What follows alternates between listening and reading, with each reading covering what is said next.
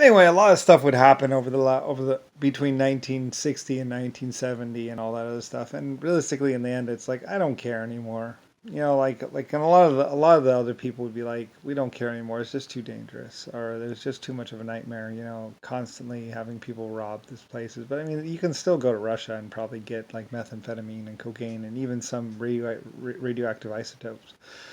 Like I said, Chernobyl was actually in operation for over 250 years, just like Nixon and JFK, and a lot of people wanted to basically say that it wasn't, but it was, And anyway, though, and a lot of it's not even being made anymore in such quantities because they made so much back then that they have more than enough to last them quite a long time of supply of different radioactive isotopes. So, and they might make it somewhat in small doses nowadays, but nowhere near what they were doing at Chernobyl. There were 6 sites dedicated to basically making radioactive isotopes, for use in industry and stuff like that. And then afterwards, it was robbed and basically went downhill from there.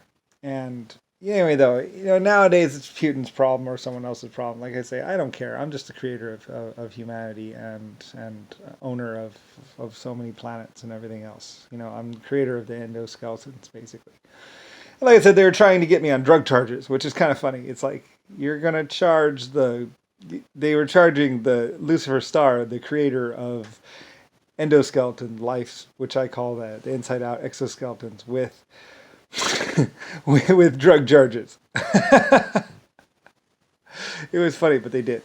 So anyway, and it's just ridiculous, and just and just how Rodney and everyone else was just so crazy, and just ridiculous, and basically, a lot of people would ended up becoming hunted men because of the fact that, well, I mean, they're messing around with Lucifer Star, me, and it's like, well, I mean, it's your problem, not mine. Like the sun, the stars, stuff like that, 800 galaxies, and then lots of life forms and lots of different planets. So anyway, and like I say, I don't care. I'm 42, going on 100 trillion or 90 trillion years old. I'm old. I'm 90 trillion years old. So, I mean, it's like, yeah, whatever. Still here, still around, still alive. Anyway, probably on my last days. But I mean, you can look up Lucifer Star and see exactly how old I really was, which is over 100 trillion years old. That's what the LS space clock was about. Some people thought it was a countdown thing, but it's actually supposed to just be a galactic flyby. It should pass us harmlessly by, with a couple 100 million light years difference, but still close enough that it's like, ooh, ah, hopefully. If not, if the calculations were off, then, well, pancake. And that would be bad, but I don't think that's going to happen. We're always too careful about everything. But anyway, Nixon and some other people wanted to have pancake, basically, because they were trying to destroy this galaxy and other galaxies, and basically do as much damage as they could before they died. So they were trying to do that, and I was just trying to do the galactic flyby. Like I said, the galaxy and galactic flyby were 100 trillion years in the making. And then Nixon and some other people were trying to get the pancake effect to happen because, they had 30, 40 years to do as much damage as they possibly could, which they did do. And, or however long they could possibly hold on to life, Mr. I'll never die. Jimmy Carter, basically. Using nanotechnology and basically everything to basically stay alive as long as he could. And even he eventually went and died. Thank God. Thank everyone. Actually, thank the Lord. Thank everyone that eventually he even died. So, and he was in existence for, I don't know, a couple million years maybe, but he did a lot of damage himself or whatever. Him and his clones or whatever. All these crazy people that went to space and basically went as far as they possibly could, which wasn't all that far.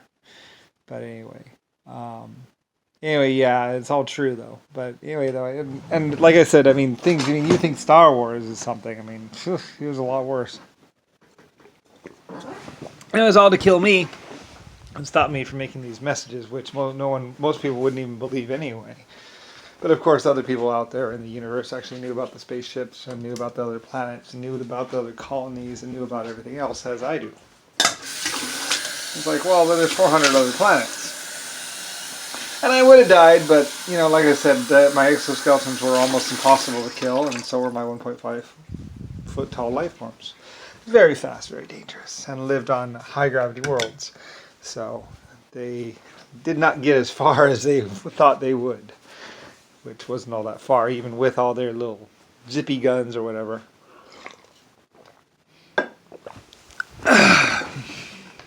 Anyway, and a lot of people in 1950s, 1960s would go, oh my God, aliens. It's like, well, we're not alone.